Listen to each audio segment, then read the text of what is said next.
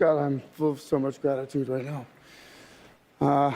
And I do not feel elevated above any of my fellow nominees or anyone in this room because we share the same love, the love of film.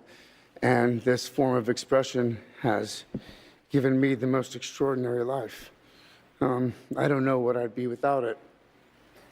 But I think the greatest gift that it's given me, and many of us in this room, is the opportunity to use our voice for the voiceless.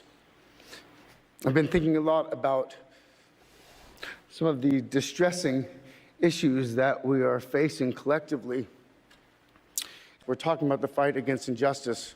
We're talking about the fight against the belief that one nation, one people, one race, one gender, or one species has the right to dominate, control, and use and exploit another with impunity.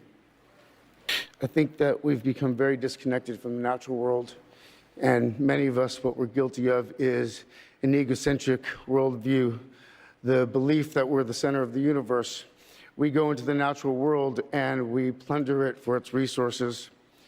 We feel entitled to artificially inseminate a cow, and when she gives birth, we steal her baby, even though her cries of anguish are unmistakable.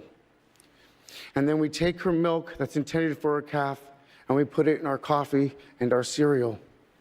And I think we fear the idea of personal change because we think that we have to sacrifice something to give something up. But human beings at our best are so inventive and creative and ingenious. And I think that when we use love and compassion as our guiding principles, we can create, develop, and implement systems of change that are beneficial to all sentient beings and to the environment.